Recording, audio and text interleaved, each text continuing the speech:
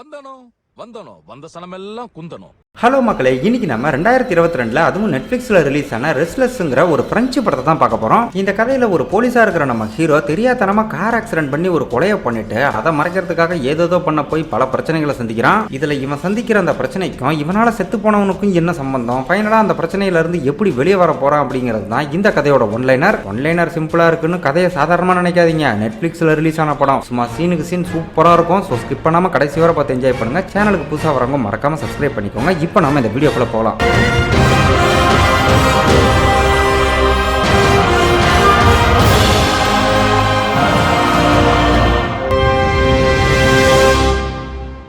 இந்த படத்தோட ஓப்பனிங் சீனே கார்ல எங்கேயோ வேகமா போய்கிட்டு இருக்கிற நம்ம ஹீரோ தாமஸ் தாங்க காட்டுறாங்க. இவன் ஒரு போலீஸ் ஆபீசருங்கிற விஷயத்த நான் ஏற்கனவே ஒன்லைனர்ல சொல்லியிருந்தேன். இப்போ இவன் கூட வேலை பார்க்குற நயோமிங்கிற பொண்ணு ஸ்டேஷன்ல இருந்து போன் பண்ணி இவனோட லாக்கர் சாவி எங்க இருக்குதுன்னு விசாரிக்க, ஏமா அது என்கிட்ட தான் இருக்கு, நான் அங்கே தான் வந்துகிட்டு இருக்கேன், சும்மா நோயின்னு 5 நிமிஷத்துக்கு ஒரு வாட்டி போன் பண்ணாதாங்கிற மாதிரி இவன் டென்ஷன் ஆகிறான். ஆக்சுவலா இவங்க ஆபீஸர் ரைடு பண்றதுக்காக மேலிடத்துல இருந்து சில அதிகாரிகள் எல்லாம் வந்துகிட்டு இருக்காங்க. இவன் வேற ஏகப்பட்ட லஞ்சம் வாங்கி அதை லாக்கருக்குள்ள தான் வச்சிருந்திருப்பான் போல. அதை சேஃப்டி பண்ணி இவனுக்கு உதவி பண்ணலாம்னு அந்த பிள்ளை போன் பண்ணா இவன் அவகிட்டயே ஓவரா டென்ஷன் ஆகவும், எனக்கெல்லாம் ஒரு பிரச்சனையும் இல்லை, நீ ஆச்சு அவங்களாச்சுன்ற மாதிரி அவ பாட்டுக்கு காலை கட் பண்ணிட. அடுத்த செகண்டே இவன் தங்கச்சி கிட்ட இருந்து இன்னொரு போன் கால் வருது. இப்போ இந்த சைடு என்ன பிரச்சனை அப்படின்னு பாத்தீங்கன்னா, இறந்து போன இவன் அம்மாக்கு இறுதி சடங்குலாம் நடந்துகிட்டு இருக்கு. அதை விட்டுவிட்டு தான் இந்த ரைடு மேட்டரை கேள்விப்பட்டு வேகமா ஸ்டேஷனை நோக்கி போய்கிட்டு இருக்கான். டே மொட்டை, எங்கடா இருக்க? இங்க நீ பண்ண வேண்டிய பேப்பர் ஒர்க்லாம் பெண்டிங்ல கிடக்கு, அம்மா உடம்ப வேற கஃபின்ல வச்சுட்டாங்க, இந்த நிலைமையில எங்களை தனியா விட்டுவிட்டு எங்க போனன்னு தங்கச்சிக்காரி ஒரு பக்கம் பயங்கரமா புலம்பிக்கிட்டு இருக்க. அவகிட்ட ஏதோ சொல்லி சமாளிச்சுட்டு இவன் பொண்ணு லூயிஸை பத்தி விசாரிக்கும் போது, ஓ அவன் நினைப்பெல்லாம் வேற இருக்கான்னு கோவமா காலை கட் பண்ணிடுறா. இதனால பிரஷர் அதிகமாகி காரை இன்னும் வேகமா ஓடிட்டு போறப்ப தூரத்துல ஒரு டாக் ஒண்ணு நடு ரோட்ல நிக்கிற மாதிரி தெரியுது.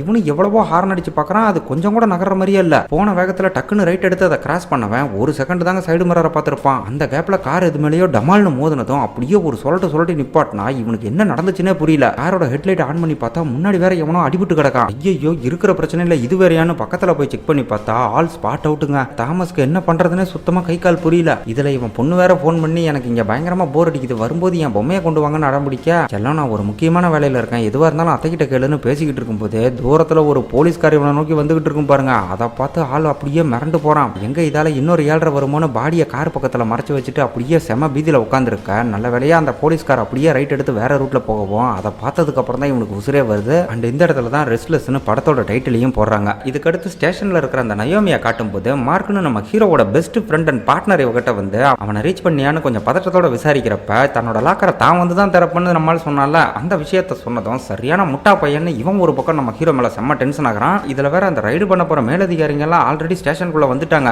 இதனால மார்க்கும் வேற வழி இல்லாம நம்ம தாமஸை காப்பாத்துறதுக்காக அந்த லாக்கரை உடைச்சாகணுங்கிற மாதிரி ஒரு முடிவு எடுத்து விறுவிறுன்னு கிளம்பி போய்கிட்டு இருக்கா. இங்க ஹீரோ ஒரு பக்கம் என்ன பண்றதுன்னு புரியாம அந்த டெட் பாடியை டிக்கில பேக் பண்ணிக்கிட்டு அங்க இருந்து கிளம்பும் போது நடு ரோட்ல நின்று இந்த விபத்துக்கு காரணமான ஒரு நாய் இருக்கு பாத்தீங்களா, அது இவன் காரை அப்படியே சோகமா பாத்துக்கிட்டு இருக்கிற மாதிரி காட்டுறாங்க. இப்ப இவனுக்கு அடுத்ததா இன்னொரு மிகப்பெரிய பிரச்சனை வருது. தூரத்துல சில பெட்ரோல் போலீஸ் வந்து வாகன சோதனை பண்ணிட்டு இருக்காங்க. டிக்கில வேற டெட் பாடியை வச்சுக்கிட்டு அவங்கள எப்படி சமாளிக்க போறான்னு தெரியல. கட் பண்ணி அந்த பக்கம் நம்ம மார்க்கை காட்டினா இவனோட அந்த லாக்கரை உடைச்சு பார்க்கும்போது அமௌண்ட் பெரிய அளவில் இல்லை, ஆனால் அது லஞ்ச பணம் தானே புரிஞ்சுக்கிற அளவுக்கு திருட்டுத்தனமாக ஒழிச்சு வச்சிருக்கவும் அதை அப்படியே டாய்லெட்டுக்கு எடுத்துட்டு போய் கொஞ்சம் கொஞ்சமாக போட்டு ஃப்ளஷ் பண்ணிக்கிட்டு இருக்காங்க. இங்கே ஹீரோ கிட்ட அவனோட ஐடி கார்டு வேற இல்லை. இது போக இவன் கார் கண்ணாடிலாம் டேமேஜ் ஆயிருக்கவும் அதை பார்த்து கொஞ்சம் டவுட் ஆகி டிக்கியை ஓப்பன் பண்ண சொல்ல, அதை ஓப்பன் பண்ணாதான் மாட்டிக்குவானே. ஸோ அவங்க மேலே பயங்கரமாக டென்ஷன் ஆகும்போது அங்கே இருந்த மேலதிகாரியே வந்து என்ன பிரச்சனைன்னு விசாரிக்கிறாரு. அவர்கிட்ட இந்த மாதிரி இவனோட போன் ஆஸ்பத்திரியில் இருக்கிற விஷயத்தையும் அந்த பக்கம் அம்மாவுக்கு ஃபியூனரல் நடக்க போகிற விஷயத்தையெல்லாம் சொல்கிறப்ப இவன் சொல்கிறதுக்கும் அவன் வந்த டைரக்ஷனுக்கும் கொஞ்சம் கூட சம்பந்தமே இல்லை. ஏன்னா ஹாஸ்பிட்டல் இவன் வந்ததுக்கு ஆப்போசிட் டைரக்ஷன்ல இருக்கு. இப்ப இதால இவங்களுக்கு சந்தேகம் என்ன அதிகமாகும் போது அங்க இருந்த இன்னொரு போலீஸ் மெதுவா போய் டிக்கியை ஓபன் பண்ண பார்க்க இவன் செம்ம கடுப்பாகி அந்தால பிடிச்சி அடிச்சது மட்டும் இல்லாம தடுக்க வந்தவங்களோட சேர்த்து அந்த மேலதிகாரி மேலையும் கை வச்சிடறான். இதனால அவரும் வேற வழி இல்லாம ஏதோ ஒரு ஸ்ப்ரேவை இவன் மூஞ்சில் அடிச்சு சண்டையை நிப்பாட்ட,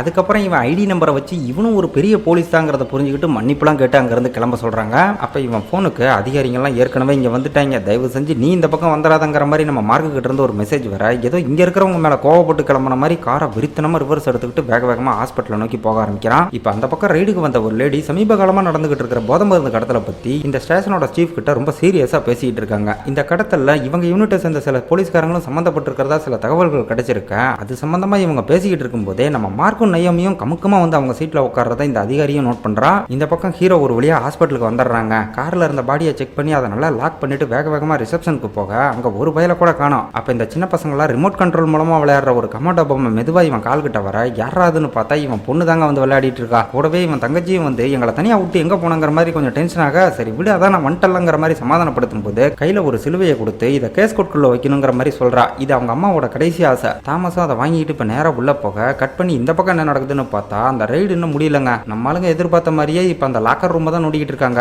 இங்க அவங்களுக்கு பெருசா எதுவும் சிக்கல, வெறும் சரக்கு பாட்டில தான் இருக்கு. ரைடுக்கு வந்த லேடி லாக்கர்ஸை மட்டும் இல்லாம இங்க வேலை பார்க்கறவங்களோட கார்ஸையும் செக் பண்ணணுங்கிற மாதிரி சொல்லி நம்ம ஹீரோவை பத்தி விசாரிக்கிறா. அப்போ நம்ம மார்க் அவகிட்ட நாங்க ஒன்னும் குடியாரங்க இல்ல, தாமஸோட அம்மா இறந்து போயிட்டாங்க, அவங்கள ஹானர் பண்றதுக்காக தான் சரக்கு வாங்கி வச்சிருக்கோம், அவன் கூட இப்ப ஃபியூனரல் வேலையா ஹாஸ்பிட்டல்ல தான் இருக்கான், வேணும்னா அங்க போய் கூட நீங்க அவனை தாராளமா டார்ச்சர் பண்ணலாங்கிற மாதிரி கொஞ்சம் நக்கலா சொன்னதும் அவ எதுவும் பேசாம சைலண்டா அங்க இருந்து போயிடுறா. இங்க தாமஸ் அவங்க அம்மாவோட கேஸ் கட்டு இருக்கிற இடத்துக்கு வந்து தங்கச்சி கொடுத்த அந்த சிலுவையை அவங்க பாடி மேல வைக்க சவப்பெட்டியை க்ளோஸ் பண்ணி அதை சீல் பண்றதுக்கான வேலையெல்லாம் ஆரம்பிக்கிறாங்க. அப்ப மார்க்கு கிட்ட இருந்து இவனுக்கு ஒரு ஃபோன் கால் வர அதை இவன் கட் பண்ணி விட்டதும் அவங்களுக்கு நீ இருக்கிற இடம் தெரிஞ்சு போச்சுன்னு அவங்க கிட்ட இருந்து ஒரு மெசேஜ் வருது. ஹீரோ இதை பெருசா கண்டுக்கல. ஆனா அடுத்த செகண்டே ஆபீசர்ஸோட கார்ஸையும் செக் பண்றாங்க. உன் காருக்குள்ள ஏதாவது வச்சிருக்கியான்ற மாதிரி ஒரு மெசேஜ் வர இவன் தான் காருக்குள்ள அணுகுண்டு கணக்கா ஒரு டெட் பாடியவே வச்சிருக்கானே. சோ இந்த மெசேஜை பார்த்ததும் பயங்கரமா மண்டை சூடாகுது. இங்க அம்மாவோட ஃபியூனரல் வேலை வேற போய்கிட்டு இருக்கு. இதுக்கு நடுவுல அவங்க பாட்டுக்கு இங்க வந்து அந்த பாடியை கண்டுபிடிச்சிட்டா அத்தோட இவன் நிலைமை அதோகதி தான். சோ இதை எப்படி சமாளிக்கிறதுன்னு ரொம்ப தீவிரமா யோசிக்கிறப்ப அங்க இருந்த ஒரு வென்டிலேஷன் டெக் இவன் கண்ணில் பட்டதும் இந்த இடத்துல வில்லங்கமா ஒரு விஷயத்தை யோசிப்பான் பாருங்க. இதுக்கப்புறம் இவன் பண்ண போற ஒவ்வொரு விஷயமும் கதையில பயங்கர விறுவிறுப்பா இருக்கும். இப்ப அங்க இருந்து வேகமா வெளியே வந்தவன் அந்த ரூமுக்கு வர வென்டிலேஷன் டெக்கோட ஸ்டார்டிங் பாயிண்ட் எங்க இருக்குதுன்னு கண்டுபிடிச்சு அதை மல்லு கட்டி ஓபன் பண்ணிக்கிறான். அதுக்கப்புறம் அந்த பாடியோட கழுத்துல ஒரு கயிறை கட்டி மறுமுனையை நம்ம பாப்பா விளையாடிக்கிட்டு இருந்த அந்த ரிமோட் கமாண்டோ பொம்மை இருக்கு பாத்தீங்களா, அதுல கனெக்ட் பண்ணி வென்டிலேஷன் டெக்கோட எண்டு வர தூக்கி போட்டுட்டு பாடியையும் உள்ள தள்ளி அந்த டெக்கை மொத்தமா க்ளோஸ் பண்ணிடுறான். கூடவே உள்ள இருக்கிற கேமராஸை சமாளிக்கிறதுக்காக சில ஹைட்ரஜன் பலூன்ஸ் எல்லாம் வாங்கிட்டு வந்திருக்க. இந்த பக்கம் அந்த கேஸ் கட்டை க்ளோஸ் பண்ற வேலை வந்து மொத்தமா முடிஞ்சிருது. இப்போ இங்க இருக்கிற இன்சார்ஜ் கிட்ட கடைசியா எங்க அம்மா கூட கொஞ்ச நேரம் தனியா இருக்கணுங்கிற மாதிரி சென்டிமெண்டா ஒரு பிட்ட போடும்போது ஆல்ரெடி ரொம்ப லேட் ஆயிருச்சு, சென்டரை க்ளோஸ் பண்ணணுங்கிற மாதிரி அவன் கொஞ்சம் பம்பிக்கிட்டே சொல்ல அவனுக்கு ஒரு அமௌண்ட்டை லஞ்சமா கொடுத்ததும் ஒரு 10 நிமிஷம் மட்டும் டைம் கொடுத்துட்டு அவன் அங்க இருந்து கிளம்பிடுறான். அப்படி அவன் போனதும் சைலண்டா அந்த ஹைட்ரஜன் பலூனை கேமராக்கு நேரா பறக்க விட்டுட்டு ஃபர்ஸ்ட் அந்த கேமரா மேட்டரை கிளியர் பண்ணிடுறான். அடுத்ததா கதவை உள்பக்கமா லாக் பண்ணிட்டு வேக வேகமா அந்த வென்டிலேஷன் டெக்கை ஓபன் பண்ணி பார்க்க கொஞ்சம் தூரத்துல தாங்க அந்த கமாண்டோ பொம்மை இருக்கு. இப்போ அதை ரிமோட் மூலமா கண்ட்ரோல் பண்ணி கயிறை இவன் பக்கம் வர வச்சுட்டாலே டெட் பாடியை உள்ள கொண்டு வந்துடலாம். தாமஸும் அதோட ரிமோட்டை வச்சு அதை கண்ட்ரோல் பண்ண பாக்குறப்ப என்ன இலவன்னு தெரியல, திடீர்னு அது ஒர்க் ஆகாம பயங்கரமா பழி வாங்குது. இவனுக்கு என்ன பிரச்சனைன்னு தெரிஞ்சுக்கிறதுக்காக பின்னாடி இருக்கிற இன்ஸ்ட்ரக்ஷனை படிச்சு பார்த்தா 4 மீட்டர் ரேஞ்சில் இருந்தா தான் ஒர்க் ஆகுன்ற மாதிரி போட்டிருக்கா. என்ன கொடுமைடாதுன்னு இவனே ரொம்ப கஷ்டப்பட்டு அதுக்குள்ள பூந்து எப்படியோ அதை கண்ட்ரோல் பண்ண ஆரம்பிச்சார்னா. ஆனா இந்த இடத்துல இன்னொரு பிரச்சனை என்ன அப்படின்னா அந்த கமாண்டோ பொம்மை கொஞ்ச தூரம் அப்படியே நகர்ந்து வந்ததும் அது பாட்டுக்கு திடீர்னு சுட ஆரம்பிக்கா. இது இந்த மாதிரி டெக்குக்குள்ள சொல்றது வெளியே தம் அடிச்சுட்டு இருந்த ஒரு நர்ஸுக்கு உள்ள ஏதோ பட்டாசு வெடிக்கிற மாதிரி சத்தம் கேட்டதும் அவ வேற வேக வேகமா இந்த ரூம் நோக்கி வந்துகிட்டு இருக்கா. இங்க இவன் ஒரு பக்கம் பயங்கரமா பதறி போய் அதை எப்படியோ ஆஃப் பண்ணிட்டு மறுபடியும் அதை முன்னோக்கி வர வச்சுட்டு வேக வேகமா அந்த சவப்பட்டிக்கிட்ட போறவன் அதை சுத்தி ஆணி மாதிரி ஏதோ ஒன்று அடிச்சாங்கல்ல, அதை இவனோட ஷூலஸை வச்சு கொஞ்சம் கொஞ்சமா கலட்டிக்கிட்டு இருக்கான். அப்ப கரெக்டா வெளியே அந்த நர்ஸ் கதவு கிட்ட வர சமயம் மறுபடியும் அந்த கமாண்டோ பொம்மை திடுதிடுன்னு சுட ஆரம்பிக்க அதை கேட்டு பதறி போய் அங்க இருந்து பூந்தடிச்சு ஓடினவ வேற ஒரு நர்ஸ் அந்த இடத்துக்கு கூட்டிட்டு வந்துகிட்டு இருக்கான். இங்க தாமஸ் ஒரு வழியா அந்த சவப்பட்டியோட மூடியை ஓபன் பண்ணிட்டு ஆத்தாயிட பட்டிச்சிரி எனக்கு வேற வழி தெரியலங்கிற மாதிரி புலம்பிக்கிட்டு இருக்க. வெளியே அந்த நர்ஸுங்க கதவை உள் சைடா லாக் பண்ணிருக்கவும் கதவை போட்டு மாங்குன்னு தட்டிக்கிட்டு இருக்காங்க. அப்பன்னு பார்த்தா அந்த கமாண்டோ பொம்மை வேற மறுபடியும் சுட்டு பயங்கரமா பீதியை கிளப்ப செக்யூரிட்டி ரூமுக்கு போனை போட்டு செக் பண்ண சொல்லும் போது நம்மால் தான் இங்க பலூனை வச்சு கேமராவை மறைச்சிட்டானே, சோ விஷுவல் எதுவும் தெரியாம இருக்கும். கதவோட சாவியை இன்சார்ஜ் கிட்ட கொடுத்து அனுப்புறதா சொல்லிட்டு காலை கட் பண்றான். இங்க தாமஸ் அந்த ரிமோட்டை போட்டு அழுத்துல அந்த பொம்மை அதுக்கப்புறம் ஒர்க் ஆகவே இல்லை. இன்னும் ஒரு 5 அடி முன்னாடி வந்தா தான் இவனால அதை எடுக்கவே முடியும். என்னடா இது கடைசி நேரத்துல இப்படி பழி வாங்குதுன்னு செம கடுப்பானவன் அம்மா மேல ஒரு சிலுவையை வச்சான்ல, அதை யூஸ் பண்ணி எப்படியோ பொம்மையை பக்கத்துல இழுத்து கயிறை கைக்கு வர வச்சிடறான். அதுக்கப்புறம் அந்த பாடியை மாங்குன்னு உள்ள இழுத்து பெத்த தாயின்னு கூட பார்க்காம அவங்க கூட இந்த பாடியை வச்சு சவப்பட்டியை க்ளோஸ் பண்ண இந்த பக்கம் அந்த இன்சார்ஜ் வேற சாவியோட இந்த ரூம் நோக்கி வந்துகிட்டு இருக்கிற மாதிரி காட்டுறாங்க. தாமஸ்க்கு இந்த மாதிரி பண்றதுல துளி கூட விருப்பம்ல தான் இருந்தாலும் வேற வழி இல்லாம இவனோட ஷூவை வச்சு சுத்தி இருந்த ஆணியெல்லாம் சீல் பண்ணிட்டு பழையபடி கமுக்கமா போய் உட்காந்துக்க திடீர்னு சவப்பட்டிக்குள்ள இருந்து ஒரு சத்தம் வரும் பாருங்க. ஆள் அப்படியே மிரண்டு போயிருவான். என்ன சத்தம் அதுன்னு பக்கத்துல போய் காதை வச்சு பார்த்தா உள்ள இருக்கிற டெட் பாடியோட போனை எடுக்க மறந்துட்டு இருக்காங்க. இப்ப அந்த போனுக்கு கால் வரவும் அது ஒரு பக்கம் கேப் விடாம வைப்ரேட் ஆயிட்டே இருக்கா. இவனுக்கு அப்படியே மரண பீதி ஆகுது. ஒரு முறை அதை ஓபன் பண்ணி க்ளோஸ் பண்றதுக்குள்ளேயே தான் இவனுக்கு நாக்கு தள்ளி போச்சு. இதுல இன்னொரு டைம் ஓபன் பண்ண வாய்ப்பே இல்ல. தாமஸுக்கா ஒரு பக்கம் அப்படியே மண்டை வெடிக்கிற மாதிரி ஆகுது. ஏ டாமி கொஞ்சம் அமைதியா ரெடிங்கிற மாதிரி பதறி போய் பயங்கரமா அந்த சவப்பட்டியை போட்டு தட்டுன்னு தட்டிக்கிட்டு இருக்க. நல்ல வேலையா அந்த செக்யூரிட்டி வர்றதுக்குள்ள அப்படியே அந்த சத்தம் அடங்கிருது. அப்ப கரெக்டா செக்யூரிட்டி உள்ள வர சமயம் நம்மளால அப்படியே அம்மாவை நினைச்சு அழுதுகிட்டு இருக்கிற மாதிரி சென்டிமெண்டா சீன் போட்டுக்கிட்டு இருக்க. சார் டைம் ஆயிருச்சுன்னு இவங்கிட்ட சொல்லிட்டு அப்படியே சவப்பட்டியை பார்த்தவன் ஒரு ஆணி இருக்கிற இடத்துல மட்டும் லைட்டா மரக்கட்ட டேமேஜ் ஆயிருக்கிறத நோட் பண்றான். இதுல இருந்தே இவன் ஏதோ உள்ள சேட்டை பண்ணிருக்கான்றத அவனால புரிஞ்சுக்க முடியுது. இருந்தாலும் இவங்கிட்ட லஞ்சம் வாங்கிட்டானே, சோ பயப்பல எதுவும் பேசாம அப்படியே சைலண்ட் ஆகுது. இதுக்கப்புறம் அடுத்த நாள் அம்மாவோட இறுதி ஊர்வலம் ரொம்ப அமைதியா நடந்துகிட்டு இருக்கும்போது அந்த டெட் பாடியோட போன் மறுபடியும் வைப்ரேட் ஆக அதை நோட் பண்ற டிரைவர் என்ன போன கொரட்டெல்லாம் விடுதுங்கிற மாதிரி கொஞ்சம் பீதியோட தாங்க போய்கிட்டு இருக்கான். ஒரு வழியா இறுதி சடங்கு நல்லபடியா முடிஞ்சு சொந்தக்காரங்களாம் அங்க இருந்து கலைஞ்சு போக்க நான் கண்டிப்பா திரும்ப வருவேன்னு அம்மாவுக்கு சத்தியம்லாம் பண்ணி கொடுத்துட்டு கொடுத்துட்டு நம்மளும் கொஞ்சம் கவலையோட தான் அங்கிருந்து கிளம்புறான். இதுவரை இவன் ஃபேமிலியில இவன் தங்கச்சிக்காரி அப்புறம் இவன் பொண்ணுன்னு 3 பேரை மட்டும் தான் காட்டியிருக்காங்க. தாமஸ்க்கு ஏற்கனவே டைவர்ஸ் ஆன மாதிரி தெரியுது. இப்ப மார்க் இவனை பாக்குறதுக்காக வீட்டுக்கு வந்திருக்க. தாமஸ் வீட்டுல இல்ல, ஆள் எங்கேயோ வெளியே போயிருந்திருக்கான். அகத்தா இவங்கிட்ட ஐயோ என்னையா பண்ணிட்டு இருக்கீங்க, ஏதாவது பிரச்சனையில மாட்டிக்கிட்டீங்களா, இவன் பாட்டுக்கு எங்களை இந்த தம்போன்னு நட்டாத்துல கழட்டி விட்டு போயிட்டாங்கிற மாதிரி விசாரிச்சுக்கிட்டு இருக்கா.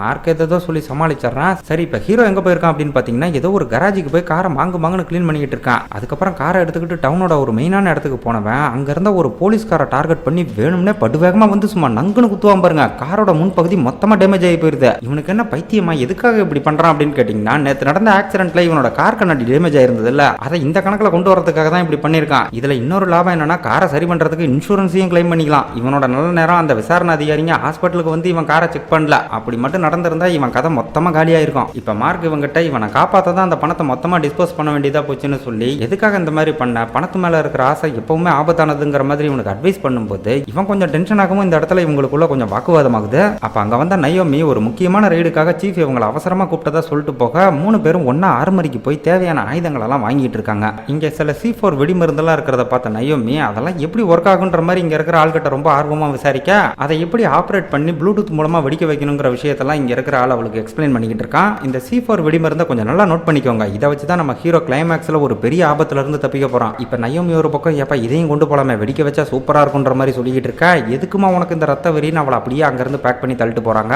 இப்ப இவங்க சீஃப் போதை மருந்தெல்லாம் கடத்தக்கூடிய பார்சிலோங்கிறவன் போட்டோவை காட்டி இவனை தான் நம்ம இன்னைக்கு பிடிச்சாகணுங்கிற மாதிரி சொல்லிக்கிட்டு இருக்க. அந்த போட்டோவை பார்த்ததுமே நம்ம ஹீரோக்கு பயங்கர ஷாக்கு. ஏன்னா இதே பார்சிலோவை தான் நம்ம ஹீரோ நைட்டு காரை விட்டு ஏத்தி காலி பண்ணி அவங்க அம்மா சவப்பட்டியோட வச்சு போசிட்டு வந்திருக்கான். இது தெரியாம சீஃப் இந்த பக்கம் அவனை உயிரோட பிடிச்சாகணுங்கிறதுல ரொம்ப தீவிரமா இருக்காரு. எதுக்காக அவனை உயிரோட பிடிக்கணும் அப்படின்னு கேட்டீங்கன்னா போதைப் பொருள் கடத்தலுக்கும் இவங்க ஆளுகளுக்கும் சம்பந்தம் இருக்கிறதா அந்த ரைடுக்கு வந்த லேடி சொல்லிட்டு போனால அந்த விஷயத்தை இந்த அரெஸ்ட் மூலமா சரி பண்ண முடியும்னு மனுஷன் ரொம்ப நம்பிட்டு இருக்காரு. இதுக்கப்புறம் இவங்க 4 பேரும் அவன் தங்கியிருந்த ஒரு பழைய ஸ்கிராப் ஏரியாவுக்கு போய் அவனை வளைச்சு தேடிக்கிட்டு இருக்க. செத்தவன் எப்படி இங்க இருப்பான். சோ சீஃப் ஒரு பக்கம் செம கடுப்பாகி ஏதாவது குழு கிடைக்குதான்னு இவங்களை பார்க்க சொல்றாரு. அப்ப ஹீரோ ஒரு பக்கம் தனியா போய் தேடிக்கிட்டு இருக்கும்போது நைட்டு நடு ரோட்ல ஒரு நாய் நின்றுட்டு இருந்தது பாத்தீங்களா. அதே டாக் இப்ப இந்த இடத்துல அவனை முறைச்சு பார்த்துட்டு இவனை ஏதோ ஒரு இடத்துக்கு லீட் பண்ணி கூட்டிட்டு போகுது. ஃபைனலா அது இவனை எங்க கூட்டிட்டு வந்து நிப்பாட்டுது அப்படின்னு பார்த்தா நைட் எந்த இடத்துல அந்த பார்சிலோவை காரை விட்டு இடிச்சு காலி பண்ணானோ அதே இடத்துக்கு கூட்டிட்டு வந்திருக்க. அங்க இருந்த இவன் காரோட டயர் மார்க்கு அப்புறம் அவனோட ரத்தம் ரோட்ல உறைஞ்சிருக்கிறதெல்லாம் அப்படியே பார்த்துக்கிட்டு இருக்கும்போது அங்க வந்த ஒரு லோக்கல் போலீஸ் நைட் இங்க ஒரு ஆக்சிடென்ட் நடந்ததா யாரோ ஒரு நபர் ரிப்போர்ட் பண்ணியிருக்கிறதா ஒரு மிகப்பெரிய குண்டை தூக்கி போடுறான். இப்ப அங்க வந்த நம்மளுங்க ஒரு பக்கம் ஒருவேளை அது பார்சிலோவா இருக்குமோன்னு கரெக்டா சந்தேகப்பட்டு ஏதாவது லீடு கிடைச்சதான்னு விசாரிக்கிறப்ப சர்வைலன்ஸ் கேமராவை செக் பண்ணி பார்த்தா தான் தெரியுங்கிற மாதிரி அங்க இருந்த ஒரு கேமராவை காட்டுவான் பாருங்க.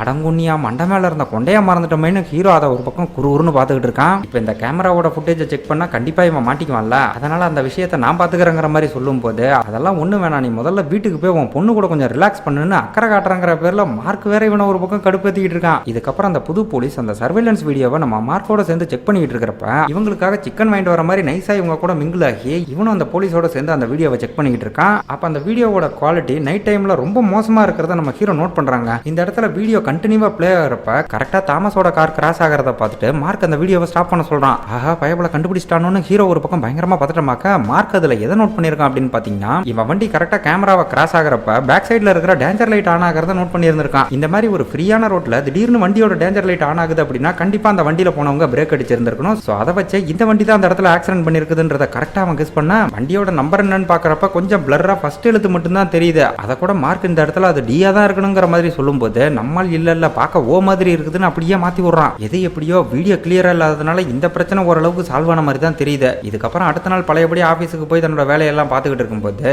எல்லா பிரச்சனையும் முடிஞ்சிருச்சு அப்படின்னு பார்த்தா புதுசா போன் கால் மூலமா ஒரு பிரச்சனை கிளம்புது. எவனோ ஒருத்தன் வாண்டடா தாமஸ் கிட்ட தான் பேசணும்னு போன் பண்ணி செத்து போன அந்த பார்சிலோவை நேர்ல பார்த்ததா சொல்றான். செத்து போனவனை எப்படி இன்னொருத்தனால பார்த்திருக்க முடியும், அதனால நம்மள எவனோ கலாய்க்கிறான் போலன்னு ஹீரோ அதை பெருசா கண்டுக்கல. அப்ப அந்த பக்கம் இருந்தவன் என்னங்க ஒரு முக்கியமான குற்றவாளியை பத்தி துப்பு கொடுக்க போறதா சொல்றான், அதை போய் சீரியஸா எடுத்துக்க மாட்டேங்கிறீங்கன்ற மாதிரி சொல்ல சரி டீடைலா சொல்லுப்பா நான் நோட் பண்ணிக்கிறேங்கிற மாதிரி சொன்னதும் நான் அந்த பார்சிலோவை பார்த்தேன்னு மறுபடியும் அதே டைலாக சொல்றான். அட பாவி அதைத்தான் முன்னாடியே சொல்லிட்டியே, அவன் எங்க இருக்கான் அதை சொல்லுங்கிற மாதிரி கேட்கும்போது அதைத்தான் நானும் கேட்கறேன், அவன் இப்ப எங்க இருக்கான்னு திருப்பி இவங்கிட்டே கேட்கறான். டே யாரா நீ போலீஸுக்கு போன் பண்ணி சும்மா விளையாடிட்டு இருக்கன்ற மாதிரி இவன் செம்ம காண்டாகும் போது அவனை கார்ல ஏத்திக்கிட்டு எங்க போன என்ன பண்ணனு அவன் பாட்டுக்கு கேள்வி மேல கேள்வி கேட்டுக்கிட்டே இருக்கான். தாமஸும் நீ என்ன சொல்றங்கிறதே எனக்கு சுத்தமா புரியலங்கிற மாதிரி சமாளிக்கிறப்ப உன்னோட வண்டி கிரே கலர் BMW தானு காரோட அடையாளத்தை கரெக்டா சொல்ல அதை கேட்ட அடுத்த கணமே காலை கட் பண்ணிட்டு அப்படியே சைலண்டா அங்க இருந்து வந்துடுறான். இதுக்கப்புறமும் அந்த நம்பர் விடாம இவன் மொபைலுக்கே போன் பண்ண அவன் தான் போன் பண்றான்னு புரிஞ்சுக்கிட்டு ஹீரோ அதை அட்டன் பண்ணல. ஆனா அடுத்த கடமே பக்கத்துல இருக்கிற நயோமிக்கு அந்த நம்பர் போன் பண்ணி அவனை ஒழுங்கா கால் அட்டன் பண்ண சொல்லுங்கன்ற மாதிரி சொல்ல இவனும் வேற வழி இல்லாம அந்த கால் அட்டன் பண்ணி யாரா நீங்கிற மாதிரி செம காண்டோட விசாரிச்சுக்கிட்டு இருக்கான். அந்த நபர் நபருக்கு தாமஸ் நைட்டு ஆக்சிடென்ட் பண்ணது, மார்சிலோவா அவங்க அம்மா டெட் பாடியோட வச்சு அந்த இடத்துல புதைச்சது உள்பட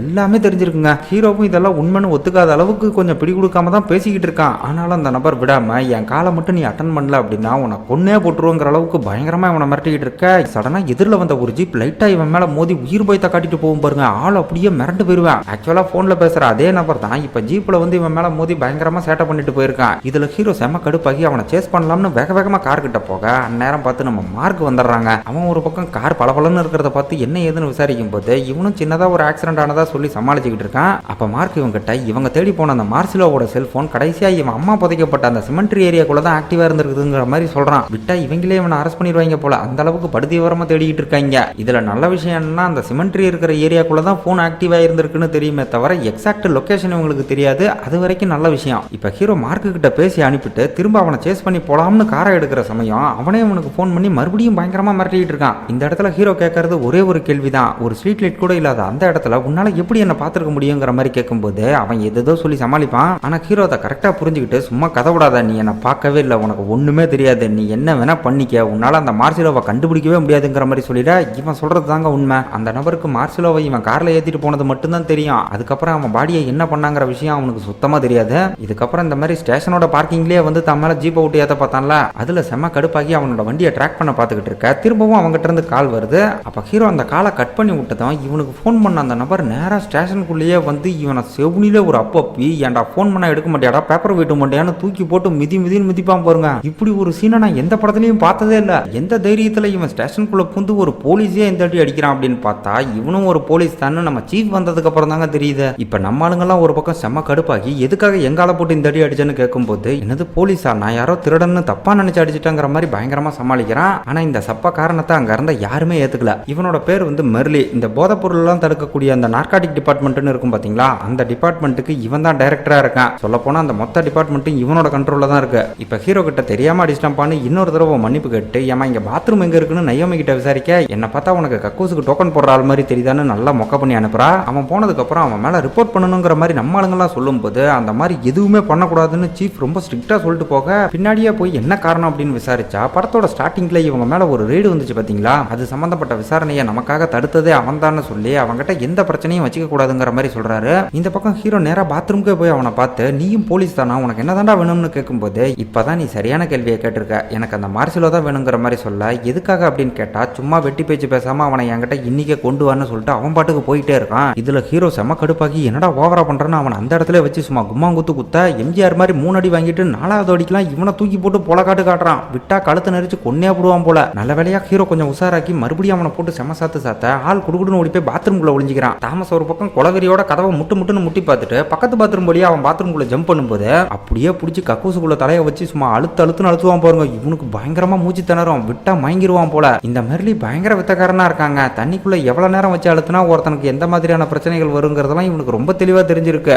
அழுத்துக்கு தாமஸ் மயங்க போற சமயமா பார்த்து டக்குன்னு வெளியே எடுத்துட்டு திரும்ப இன்னொரு தடவை போட்டு அமுக்கு அமுக்கி பயங்கரமா கொடுமைப்படுத்திக்கிட்டு இருக்கான். இதனால இப்ப ஹீரோவும் வேற வழி இல்லாம எப்பா நீ சொல்ற மாதிரி செஞ்சு தொலைக்கிறேன்டான்னு சொல்லிட்டு அடுத்த சீனை இவங்க அம்மாவோட சமாதி இருக்கிற அந்த சிமெண்ட்ரிக்கு போறான். அங்க போனதும் சமாதியை தோண்டி எடுத்து வேலையா அவனோட போன் எடுத்து செக் பண்ணி பாக்குறப்ப அதுல சார்ஜ் ரொம்ப கம்மியா இருக்கும், லோ பேட்டரி காட்டுது. இதுக்கப்புறம் பாடியை அப்படியே புரட்டி பார்க்கும்போது முதுகு பக்கம் ஜாக்கெட்ல 2 ஓட்டை இருக்கிற மாதிரி தெரியா, என்னடா ஓட்டாதுன்னு ஓபன் பண்ணி பார்த்தா இவன் உடம்புல 2 புல்லட் ஏற்கனவே இறங்கி இருக்குங்க. இதை பார்த்ததும் ஹீரோக்கு பயங்கர சந்தோஷம். ஏன்னா இவன் கார்ல அடிபடுறதுக்கு முன்னாடியே அவன் குண்டடி போட்டிருக்கான். சோ அவனோட சாவுக்கு இவன் காரணம் இல்ல. இப்ப தாமஸ் இந்த மார்சிலோ பாடியோட நேரா அவன் தங்கியிருந்த இடத்துக்கு போய் போனை சார்ஜில் போட்டுட்டு அங்க இருந்த பொருள் எல்லாம் செக் பண்ணி பார்த்துக்கிட்டு இருக்கிறப்ப திடீர்னு அந்த டாகு பயப்பட இவனுக்கே பீதியை கிளப்பிட்டு ஓடும் பாருங்க. ஆள் கொஞ்ச நேரத்தில் அள்ளு கிளம்பி நின்றுட்டு இருப்பான். இவ்வளவும் இந்த நாயால ஆரம்பிச்ச பிரச்சனை தான். அது மட்டும் அன்னைக்கு நடு ரோட்ல வந்து நிக்கலன்னா இவன் டைவர்ட் ஆயிருக்கவே மாட்டான். இப்ப அந்த டாக் இருந்த கபோர்டுக்குள்ள ஒரு கவர் இவன் கண்ணில் பட அதுக்குள்ள என்ன இருக்கு அப்படின்னு ஓபன் பண்ணி பார்த்தா ஒரு பிரைவேட் லாக்கர் கம்பெனியோட விசிட்டிங் கார்டும் கூடவே மார்சிலோவும் இந்த டாகும் ஒரு கப்பல் முன்னாடி இருந்து எடுத்துக்கிட்ட போட்டோவும் இருக்கு. இந்த போட்டோ அப்புறம் கார்டு இது ரெண்டையும் நல்லா நோட் பண்ணிக்கோங்க. இதை வச்சு கிளைமேக்ஸ்ல ஒரு சின்ன ட்விஸ்ட் இருக்கு. இப்ப ஹீரோ அந்த லாக்கர் கம்பெனியோட லோகோவியே குறுகுறுன்னு பாத்துக்கிட்டு இருக்கிறப்ப திடீர்னு அந்த மார்சிலோட போனுக்கு ஒரு கால் வருது. இவனும் சைலண்டா அட்டன் பண்ணி அதை காதுல வைக்கிறான். அப்ப அந்த பக்கம் இருந்து பேசுறவன் எங்கடா இருக்க, உனக்கு 20 முறைக்கு மேல போன் பண்ணிட்டான், அந்த மெர்லி வேற உன்னை வெறிகொண்டு தேடிட்டு இருக்கான்னு அவன் பாட்டுக்கு காட்டு கத்திக்கிட்டு இருக்க.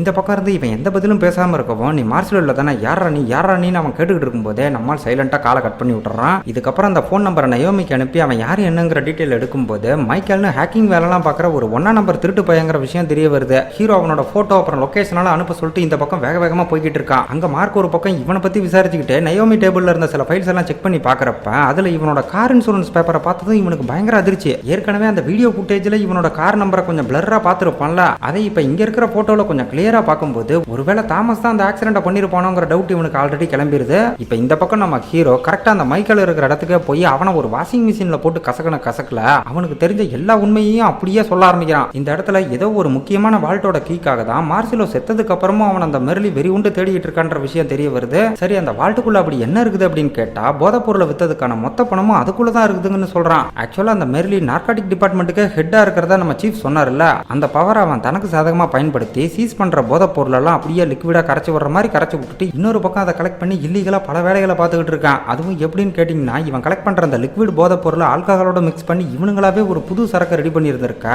அந்த வேலையெல்லாம் செத்து போன அந்த மார்சிலோட பொறுப்புல தான் நடந்திருக்கு. இவங்க ரெடி பண்ண அந்த போதை மருந்து சரக்கு உள்நாட்டில் மட்டும் இல்லாம வெளிநாட்டிலையும் பயங்கரமா ஃபேமஸ் ஆகி மெர்லியோட நெட்வொர்க் படுபயங்கரமா வளர்ந்து நிக்க எல்லாம் நல்லபடியா தான் போயிட்டு இருந்திருக்கு. ஆனா நடுவுல இந்த மார்சிலோ கொஞ்சம் பணத்தாசை பிடிச்சி சில பல டீலிங்க தனிப்பட்ட முறையில் பண்ணிட்டு இருந்திருக்கா. அதை தெரிஞ்சுக்கிட்டு கடுப்பான மெர்லி அவன் டீல் பண்ண மொத்த நெட்வொர்க்கையுமே போட்டு தள்ளி இருந்திருக்கான். சரி, அதான் இப்ப மார்சிலோவும் செத்து போயிட்டானே, அப்புறம் எதுக்காக அவனை தேடிக்கிட்டு இருக்கான் அப்படின்னு கேட்டீங்கன்னா இங்க தாங்க மெயின் ட்விஸ்டே இருக்கு. இவங்க பிசினஸ்ல சம்பாதிச்ச மொத்த பணமும் மார்சிலோட பொறுப்புல ஏதோ ஒரு பிரைவேட் வால்ட்டுக்குள்ள இருக்கு. அதோட கீயும் அவங்ககிட்ட தான் இருக்கு. மார்சிலோ அந்த கீயை எங்க வச்சிருப்பான்னு இவங்கிட்ட விசாரிக்கும் போது சேஃப்டிக்காக அதை அவன் பெட்டக்ஸ்ல சுருகி வச்சிருந்திருப்பான் போல. அது தெரிஞ்சுதான் மெர்லி ஒரு பக்கம் வெறி கொண்டு அவன் பணத்தை தேடிக்கிட்டு இருக்கான். இப்ப நேரம் அவன் டெட் பாடி கிட்ட போற ஹீரோ அந்த கீயை எடுக்கிறதுக்காக அவன் பெட்டக்ஸுக்குள்ள கையை விட்டு நோண்டிக்கிட்டு இருப்பான் பாருங்க. பாக்குற நமக்கே அப்படியே கொமட்டிக்கிட்டு வரும். ஃபைனலா அந்த கீயை வெளியே எடுத்து இதை வச்சு அந்த மெர்லிக்கு ஆப்படிக்கலாங்கிற மாதிரி பாத்துக்கிட்டு இருக்க அந்த சமயம் பார்த்து கையில கன்னோட மார்க் அந்த இடத்துக்கு வந்து இவனை லாக் பண்ணுவான் பாருங்க. இதை நம்ம ஹீரோ கொஞ்சம் கூட எதிர்பார்க்கல. கையில கத்தி பக்கத்துல டெட் பாடி. ஐயோ, நான் சத்தியமா அவனை கொலை பண்ணலன்னு ஹீரோ எவ்வளவோ சொல்ல அவன் எதையும் கண்டுக்காம ஒழுங்கா கையில இருக்கிற கத்தியை கீழே போட்டு சரண்டர் ஆகுன்னு இவனை வான் பண்றான். இதனால ஹீரோவும் வேற வழி இல்லாம தனக்கு தானே கை விலங்க மாட்டிக்கிட்டு அவன் கூட கார்ல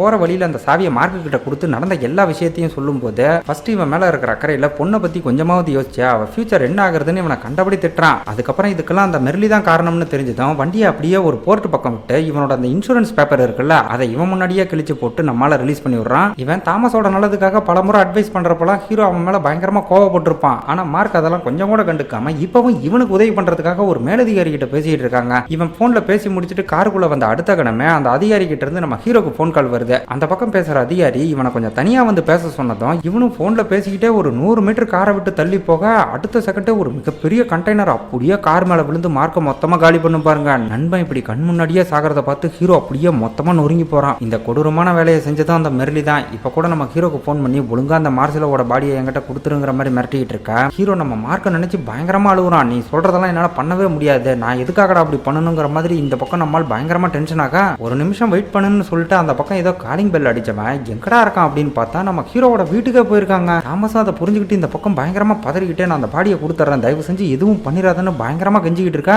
இதுதான் நான் உனக்கு கொடுக்குற லாஸ்ட் சான்ஸ், காலையில அவன் பாடி என் கையில இருக்கணும்னு ஸ்ட்ரிக்டா சொல்லிட்டு காலை கட் பண்றான். இதுக்கு அடுத்த கணமே நம்ம ஹீரோ விறுவிறுன்னு வீட்டுக்கு போக அந்த இடத்துல தங்கச்சியும் பொண்ணையும் உயிரோட பார்த்ததுக்கு அப்புறம் தான் இவனுக்கு உசுரே வருது. இதுக்கப்புறமும் இவங்க இங்க இருக்கிறது சேஃப் இல்லைன்னு நைட்டோட நைட்டா வேற ஊருக்கு அனுப்பி வச்சுட்டு அடுத்த கிழமை நம்ம ஸ்டேஷனுக்கு தாங்க போறோம். அங்க போனதும் நேரா ஆர்மரிக்கு போய் ஏகப்பட்ட புல்லட்ஸ் அப்புறம் அந்த C4 வெடி மருந்து இருக்குல்ல அதுல ஒண்ணு வேணுங்கிற மாதிரி சொல்ல, என்னப்பா ஏதாவது காட்ஜிலாவே கொல்ல போறீங்களான்னு அந்த ஆர்மரியில இருக்கிறவங்க கொஞ்சம் அதிர்ச்சியோட விசாரிக்கிறான். இவன் இவ்வளவு பில்டப்பா போற அளவுக்கு அங்க பெருசா எதுவும் நடக்க போறது இல்ல, இருந்தாலும் ஒரு சேஃப்டிக்காக தான் இப்படி போறான்னு வச்சுக்கோங்களேன். இப்ப அங்க இருந்து கிளம்பின ஹீரோ காரை ஒரு டனலுக்குள்ள நிப்பாட்டி அந்த C4 வெடி மருந்த மார்சிலோட டெட் பாடியில ஃபிக்ஸ் பண்ணிக்கிட்டு இருக்கா. அந்த மெர்லியா ஒரேடியா போட்டுதல தான் பிளான் பண்ணிருக்கான்னு புரிஞ்சுக்க முடியுது. கூடவே கண்ணையும் ஃபுல்லா லோட் பண்ணி பின்பக்கமா மறைச்சு வச்சுக்கிறான். இதுக்கப்புறம் ஊருக்கு வெளியே ஒரு பீச்சோரமா அவனை மீட் பண்ணி பாடியை அவனோட வண்டிக்கு மாத்திரப்ப இவன் பின்னாடி ஒளிய வச்சிருக்கிற கண்ணை பார்த்ததும் டக்குன்னு பயப்படாத கையில் எடுத்துக்கிட்டு இவன் வேற ஏதாவது ஆயுதம் வச்சிருக்கானு ஃபுல்லா செக் பண்ணிட்டு இருக்கான். இந்த மெர்லியை சும்மா சொல்லக்கூடாதுங்க, ஆள் பயங்கர விவரம். இவனை செக் பண்ணது மட்டும் இல்லாம அந்த பாடியையும் செக் பண்றான். அப்ப அவன் கையில இருக்கிற மிஷின் கரெக்டா பாம சென்ஸ் பண்ணி பீப் சவுண்ட கொடுக்க